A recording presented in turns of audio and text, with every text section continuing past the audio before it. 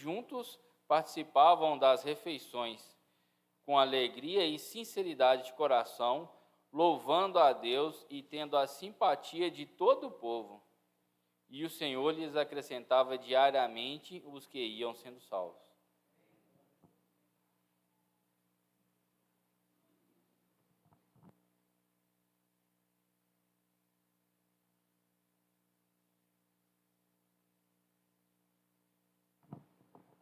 Bom dia, irmãos. Vocês devem estar estranhando que eu estou todo embrulhadinho assim.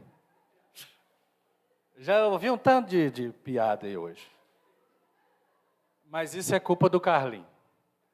Semana passada ele veio com uma camisa azul de bolinha branca, linda, coisa linda. Eu falei, irmão, você está de pijama? Falei, é? Semana que vem é você que vai vir assim. Vai vir de terno e gravata. Então, irmãos, é culpa dele. Né? Eu prefiro vir bem arrumado, mas um pouco mais simples, mas está aí. Tá? Deu a tarefa e eu estou cumprindo. Irmãos, esse de azul ali no púlpito é mera semelhança, viu, gente? Não sou eu, tá? É terno azul, mas não sou eu, não. Dona Fifa, mãe da Meirinha, ela teve um AVC recentemente e hoje ela precisou fazer um exame. E Meirinha, com o Eduardo, foram acompanhá-la ao hospital. Até deixaram o Gabriel aqui mais cedo um pouco. E ela pediu que vocês lembrem da Dona Fifa em orações. Não esqueçam da nossa irmã. Agradecer o Bruno aqui pela leitura, né, de Atos 2. Atos 2, ele nos remete ao modo como viviam os irmãos lá no primeiro século. Né? Todos nós sabemos que no desenrolar ali da história, os nossos irmãos, a igreja, foi bastante perseguida. Obrigado.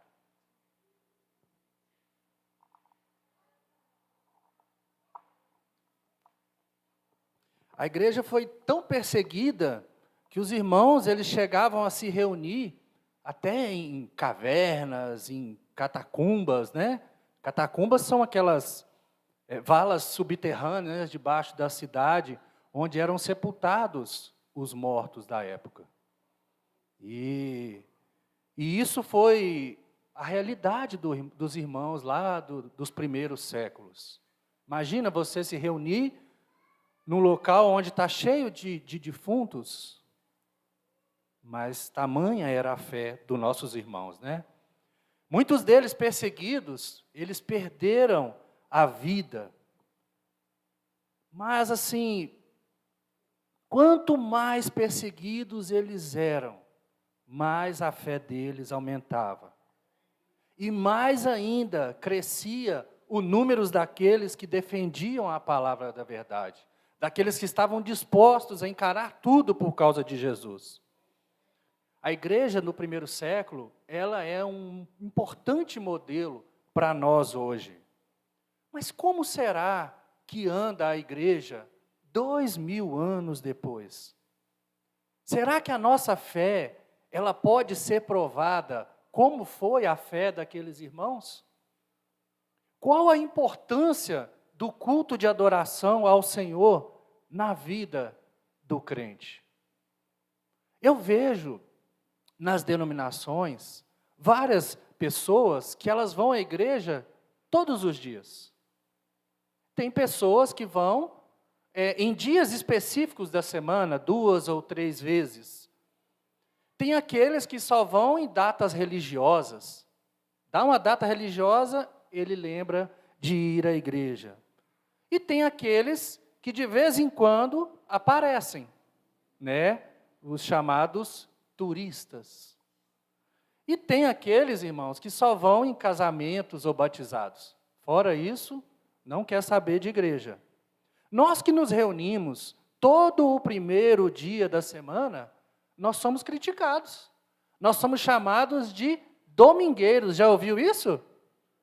Domingueiros. Eu acho um exagero, mas é isso aí. Diante dessa situação, né, desse tanto de exemplo, Será que realmente é importante o congregar? É mesmo assim necessário ir à reunião da igreja, estar presente todo santo domingo? Existem muitas pessoas que têm relativizado o compromisso de congregar, acreditando que não é tão importante assim estar junto todo domingo. E eu enumerei algumas das principais desculpas que eu achei que faz sentido, né? A primeira delas diz que eu sou o templo do Espírito Santo, baseado no texto de 1 Coríntios 6, 19, parte A, diz assim: acaso não sabem que o corpo de vocês é santuário do Espírito Santo que habita em vocês? Então, desse trecho, irmãos, vem o seguinte pensamento, abre aspas: já que eu recebi o Espírito Santo e ele habita em mim, logo eu não preciso nem sair de casa para adorar a Deus. Contanto que eu tenha a palavra de Deus em mim, eu não posso simplesmente ser um cristão solitário, seguindo a minha maneira, então eu não preciso me reunir como igreja para estar com Deus. Fecha aspas. Irmãos, não se assustem com isso, porque está crescendo o número de adeptos das pessoas que acham que não precisam se reunir como igreja. Este é o pensamento dessas pessoas. Eis aqui, irmãos, uma interpretação errada das Escrituras, com o intuito de defender algo que se pensa. Aqui o indivíduo, ele está querendo colocar as ideias dele na Bíblia, ao invés de ser cortado por ela. Um texto fora do contexto de quem tem um pretexto. Realmente, o Espírito Santo habita em nós, glória a Deus por isso. Mas se nós não formos estimulados, se nós não formos advertidos, convencidos diariamente do quão dependente de Deus nós somos, o Espírito Santo pode ser apagado de nós. A palavra diz que quem está de pé, veja que não caia. A segunda desculpa é por estar cansado. Essa é clássica, né? A maioria de nós tem uma rotina exaustiva durante a semana. É natural que quando chega o fim de semana, a gente dá aquela relaxada, quer ficar mais quietinho, né, para repor as energias, principalmente nós que já passamos dos 40. E o Carlinho que já está chegando em 60. Não? Já passou de 60 também? Meu Deus. Então, e ainda mais agora que está chegando esse friozinho. Então, tem muito atrativo para a gente ficar quietinho em casa, né? Mas se surge algo interessante, né? A gente não pensa duas vezes e pulamos da cama bem cedinho para poder fazer. Então, nós buscamos fazer o que a gente acha importante ou prazeroso. Para isso, a gente levanta até de madrugada. Isabela agora está levantando cedão no sábado, porque tem o futebol das mulheres lá. Não quer saber de cama, não. Agora levanta cedo. Porém, irmãos, a gente precisa lembrar de uma coisa, que Jesus vai à igreja. Que Jesus não perde culto. E da onde eu tirei isso? A palavra diz que ele passeia no meio da igreja. Então, irmãos, você quer coisa mais importante, coisa mais prazerosa do que estar onde Jesus está? Pega essa visão para você. Se tem algum motivo para você não estar aqui, pega essa visão de que Jesus está e que é importante estar junto com Ele. Se você pode estar cansado fisicamente, ou às vezes você está cansado até dos mesmos louvores, da mesma organização, dos mesmos pregadores, dos mesmos ministros de louvor, por que não, né? Pode sim estar cansado, mas Jesus está aqui. A Ele é que nós temos que engrandecer, é a Ele que nós temos que dar glória. Juntos nós estamos aqui para glorificar o nome dEle. Então isso é que é importante. Jesus se faz presente no nosso meio. A terceira desculpa é por não estar integrado. Eu não estou me sentindo bem aqui, eu não estou me sentindo bem ali, eu vou para onde eu me sinto bem. As pessoas, elas podem ser muito diferentes de você, mas todos nós temos uma coisa em comum: Jesus. Se sentir integrado pode levar tempo, esforço, você vai precisar, às vezes, negar a si mesmo, né, para se relacionar, mas ser igreja é isso, é nós lidarmos com as adversidades, com a diferença dos nossos irmãos. Não existe igreja perfeita.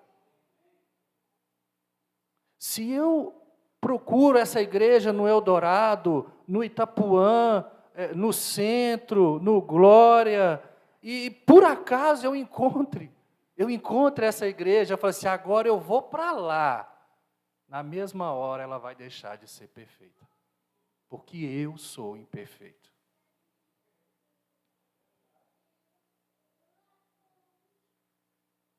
Quando todos estão envolvidos no culto da maneira correta, como deve ser, nós podemos abençoar e sermos abençoados através dos nossos irmãos.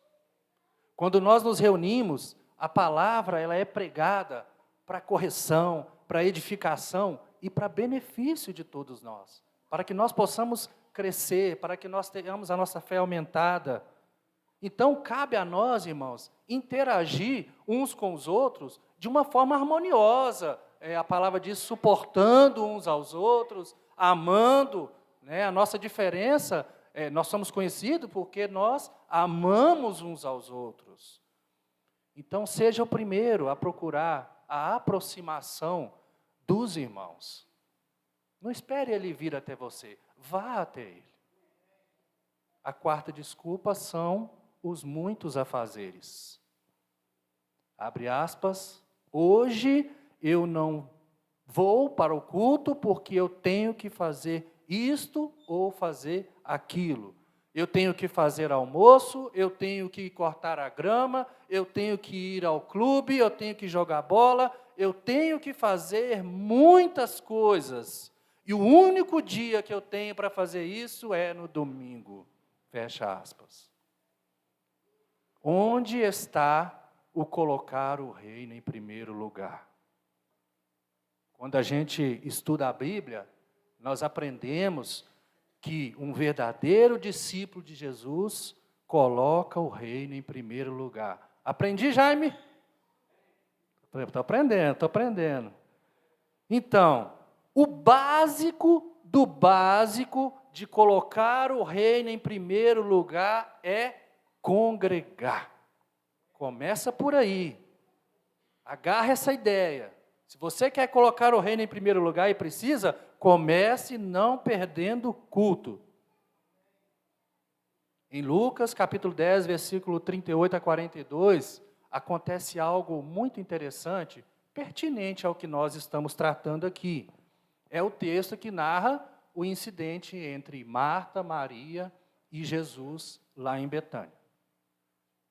Marta estava ali, diante da presença maravilhosa de Jesus, uma visita ilustre à sua casa, e Jesus estava ensinando coisas muito importantes. Jesus sempre ensinou coisas muito importantes, porque vinha do Pai, mas Marta não podia dar atenção a Jesus, Ela tinha que resolver os afazeres domésticos. Ela estava muito ocupada. Alguém tinha que fazer aquele serviço doméstico. E ela ficou sobrecarregada, porque Maria estava preocupada com o que realmente importava, que era ouvir Jesus. Maria deixou as coisas menos importantes para depois. Ela fez a escolha certa. É claro que você pode cuidar de muitas coisas relativas a esse mundo no fim de semana. Mas se você e eu não conseguimos emendar 2, 3 cultos consecutivos sem faltar, então alguma coisa está errada.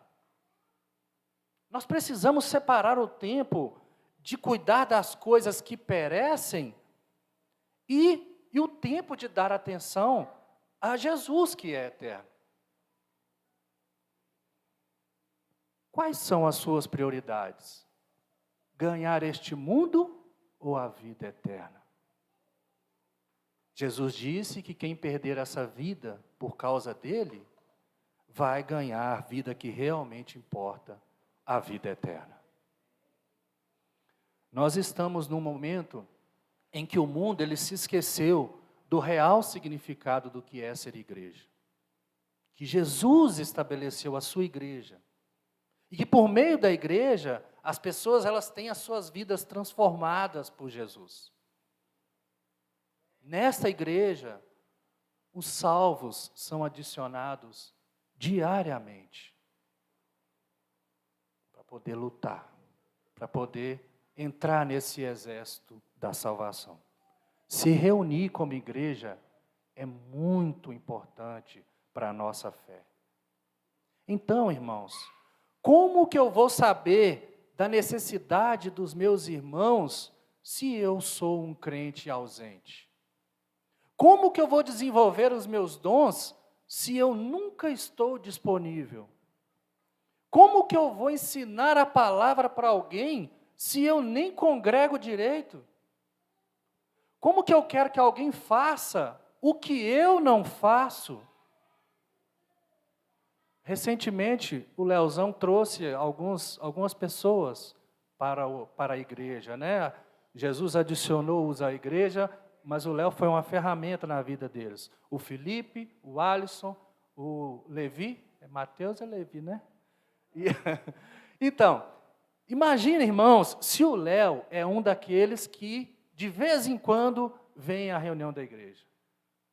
Como ficariam esses novos discípulos aqui na igreja? Quem vai ajudá-los a crescer se o pai da fé deles não faz presente? Qual a referência para eles da pessoa que eles vão imitar? Sim, porque antes das pessoas olharem para Jesus, elas olham para a gente.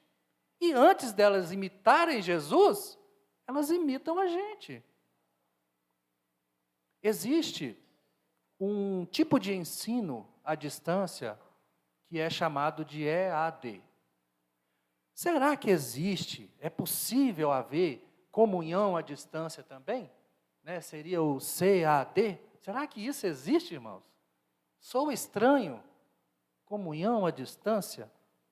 Palavra do Senhor, Romanos, capítulo 12, versículo 4 e 5. Assim como cada um de nós tem um corpo com muitos membros, e esses membros não exercem todos a mesma função, assim também em Cristo nós, que somos muitos, formamos um corpo, e cada membro está ligado a todos os outros. A igreja é como um corpo, e cada membro precisa dos outros. Se um dedo ele fica separado do corpo, ele morre.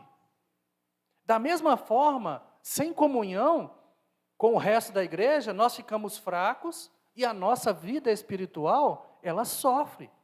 Todos precisamos da igreja. Todos precisamos estar presente, sabe, ser visto, ser notado e principalmente ser ativos nesse corpo da qual nós fazemos parte. Como eu vou exercer a minha função nesse corpo se eu estou longe? Logo, não é possível ser ativo no corpo sem estar presente. Sem estar presente nessa congregação local da qual nós fazemos parte. Embora eu saiba que eu posso obter alimento espiritual da Bíblia, né? Também eu sei que eu preciso do incentivo dos irmãos, que eu preciso continuar firme com eles enquanto igreja.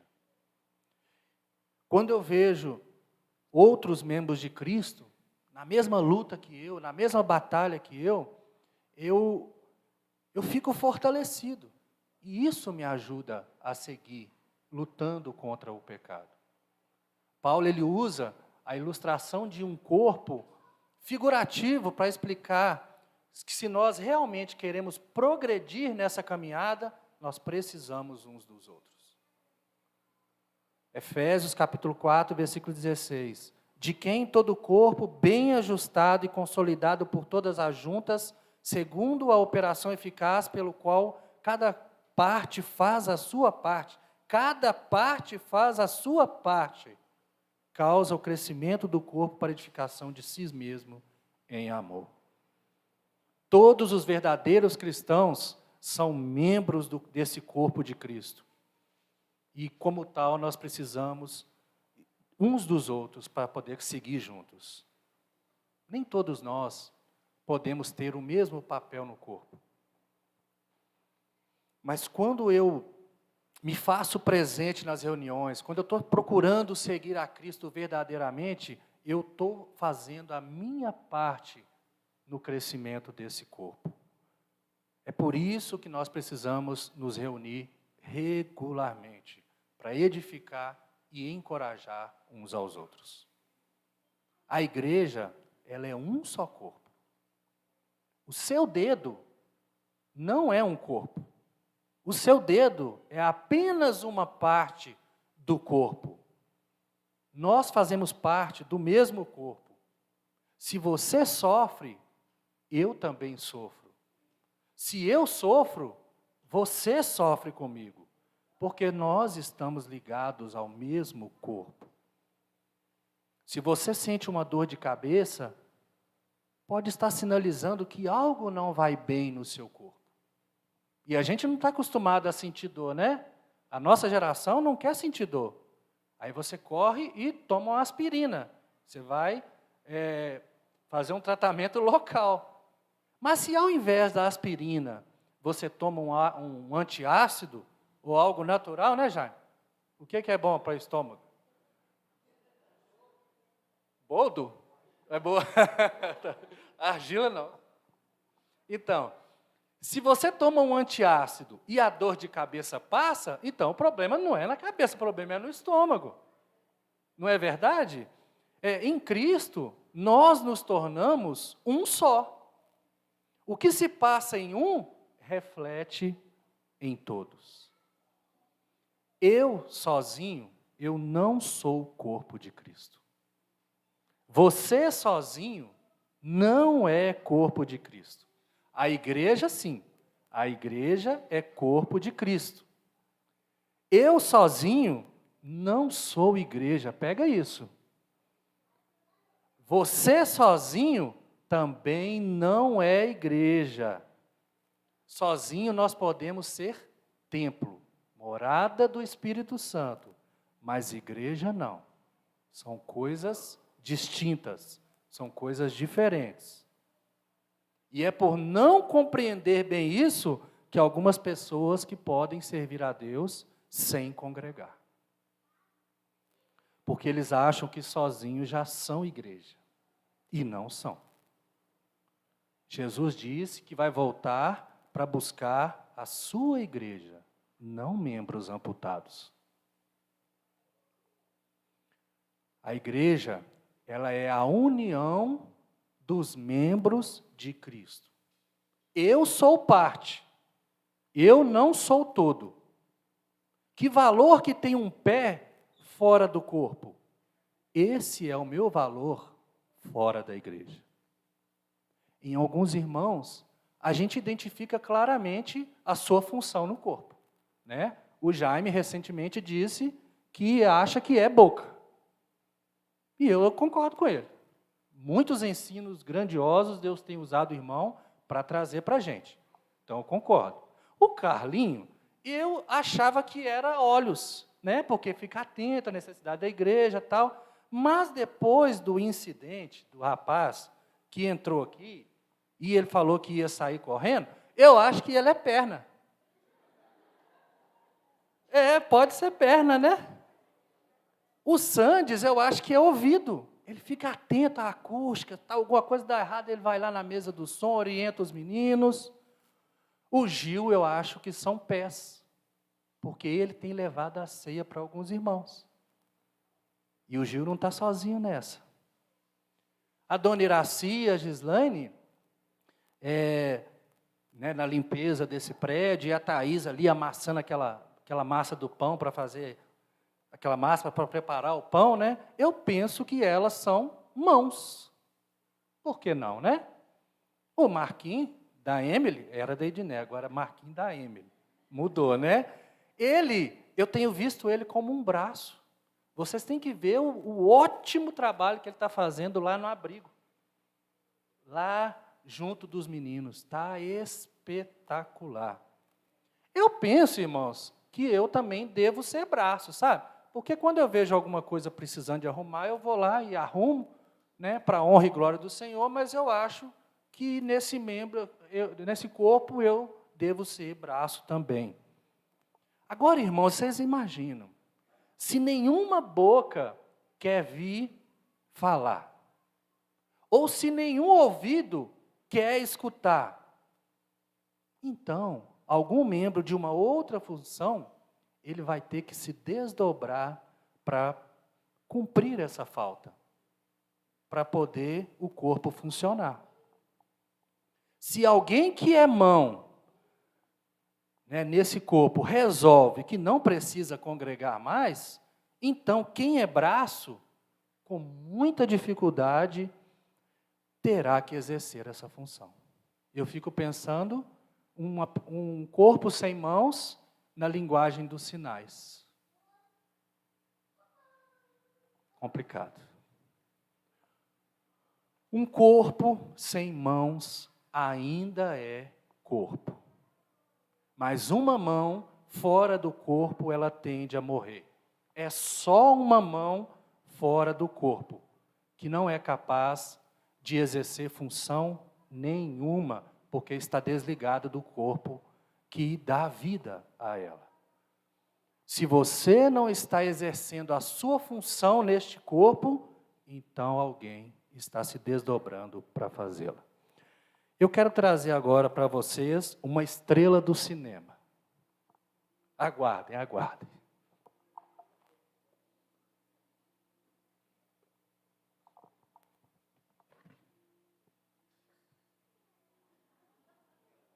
Quem conhece essa mãozinha? Essa é uma estrela do cinema, né? Ela é muito famosa, da família Addams. Um colega meu que faz isso aqui, eu achei incrível esse trabalho dele, a riqueza de detalhes. Uma mão, né? Somente numa obra de ficção, irmãos, que você vai ver um membro desligado do corpo ter vida. Somente em obra de ficção. O máximo que a gente vai ver num membro desligado são espasmos. Espasmos de um membro que está perdendo a vida. Eu me lembro, quando eu era criança, que nós não podíamos olhar a mãe da gente matando o frango, porque a gente ficava com dó e o frango não morria direito. Não tinha isso? Eu lembro, uma vez a mãe matou uma galinha, e aí na hora que ela jogou ela na água quente assim para tirar as penas, ela pulou da panela. Aí minha mãe falou que eu estava com dó. Um corpo sem uma mão ainda é um corpo. Mas uma mão sem o corpo não é corpo. Ela não tem vida própria. E assim somos nós. A igreja sem eu é igreja do mesmo jeito. Agora eu, fora da igreja, eu não sirvo para nada mais. Irmão, volte a exercer a função importante que você tem nesse corpo.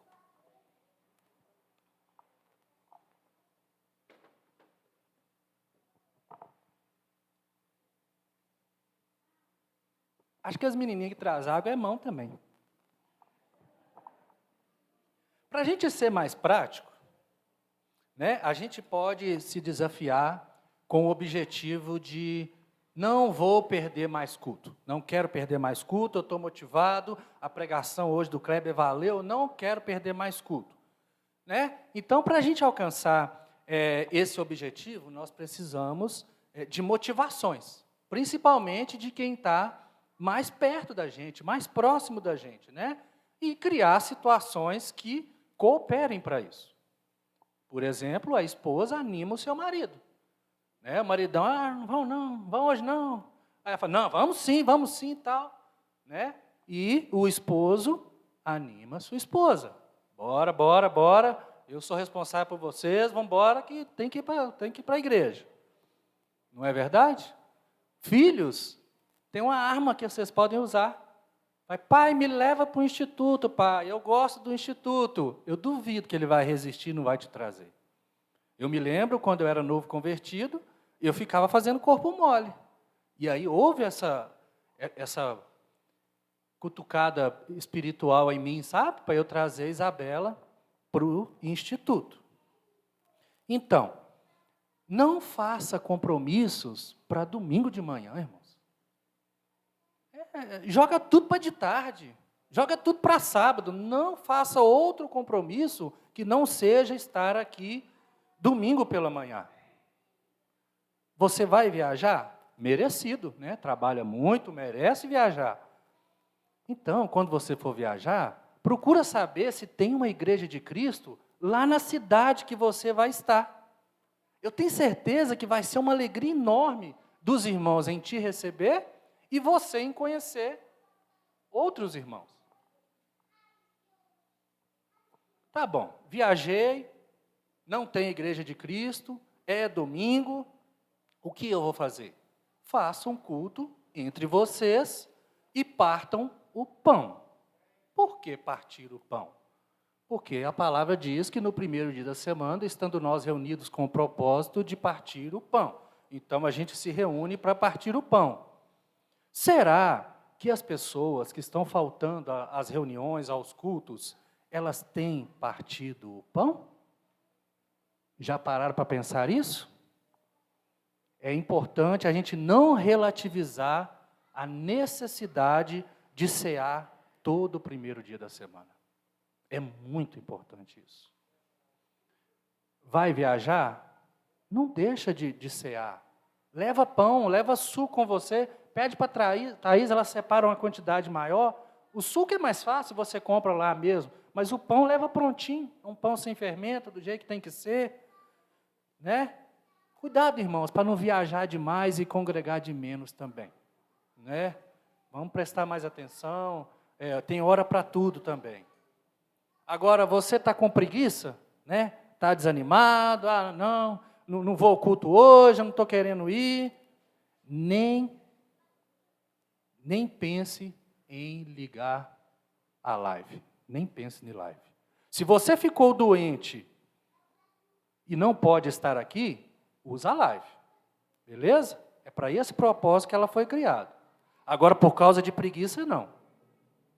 Não vamos virar crente de sofá, irmãos. A live, ela foi criada para ser uma ferramenta e não uma muleta para a gente ficar escorado nela. Não é para isso. Como você utiliza essa ferramenta, faz toda a diferença. Se alguém usa a opção da live para poder não vir, não é culpa da live em si. Acabar com a transmissão que nós estamos fazendo, desenvolvendo um trabalho muito bom com os jovens, porque alguns estão deixando de vir para assistir do sofá, não vai trazê-los de volta. Não se engane com isso. A culpa não é da live, mas a culpa é da própria pessoa que já está acomodada. Quando um jogo de futebol ou um show musical é muito importante, a procura por ingressos ela é altíssima e é caro. E aí você vai e você não vê bancos vazios lá, porque é muito importante. Sob essa ótica, irmãos, não deveria haver bancos vazios entre nós aqui, porque o culto é muito importante. E nós somos 220 membros, o suficiente para lotar esse prédio. É o jeito de olhar. Semana passada, aqui estava muito cheio. Dava gosto de ver. Uma contribuição importante para que isso acontecesse foi porque era uma ocasião muito especial, o Dia das Mães. Dentre os que estavam sumidos e apareceram, vieram filhos, porque vieram por causa das suas mães, que são dedicadas, estavam aqui, eles vieram para dar glória, dar honra, né, à sua mãe. Também vieram mães e pais, porque os seus filhos iriam apresentar alguma coisa aqui na frente, né, ou iam prestar uma homenagem às mães. Aí eles vieram. Quiçá, irmãos, que todos os domingos fossem vistos como especiais por todos nós. O fato da gente congregar vai fazer a gente enxergar áreas da nossa vida que precisa de melhoria. E para isso nós precisamos estar presente. Nós precisamos participar ativamente na vida da igreja, reconhecendo a importância de quem senta ao nosso lado. De procurar servir os nossos irmãos com os dons, com os talentos.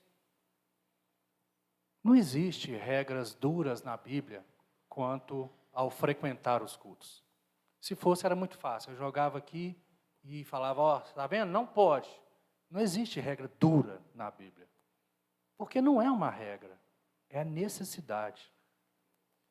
O autor de Hebreus, ele deixa muito claro como os membros de Cristo devem ser.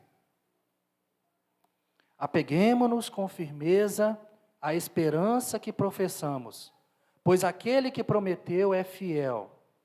E consideremo-nos uns aos outros para incentivar-nos ao amor e às boas obras. Não deixemos de reunir-nos como igreja, segundo o costume de alguns, mas encorajemo-nos uns aos outros, ainda mais quando vocês veem que se aproxima o dia. Seja aquele que completa o seu irmão, e ele te completará. Eu tenho defeitos que você não tem. Você tem defeitos que eu não tenho. Eu tenho qualidades que você não tem. E você tem qualidades que eu não tenho. Então, irmãos, no que te falta, eu te completo. E no que me falta, você me completa. E juntos nós formamos um corpo perfeito em Cristo. Eu quero te encorajar a retomar a sua frequência ao culto. Principalmente você que está assistindo aí de casa hoje, que não, por algum motivo não pôde vir. Retome o seu serviço nos ministérios. Ah, não tem nenhum ministério? Procura que tem. Ministério é serviço, tem muito serviço. Tem muito serviço na obra do Senhor para fazer. E traga pessoas com você aos cultos. Não vamos deixar de congregar, jamais, por motivo nenhum. Eu preciso de você e você precisa de mim. Eu quero agora que você olhe para o seu irmão do lado e diga, eu preciso de você. Glória a Deus, irmãos.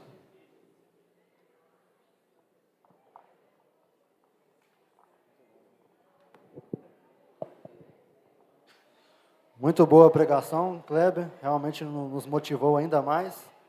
Que Deus continue te usando. Vamos se colocar de pé. Teremos um último louvor. E que possamos nos despedir com esse louvor, com esse cântico. Como és precioso, irmão, está bem junto a ti, e juntos lado a lado.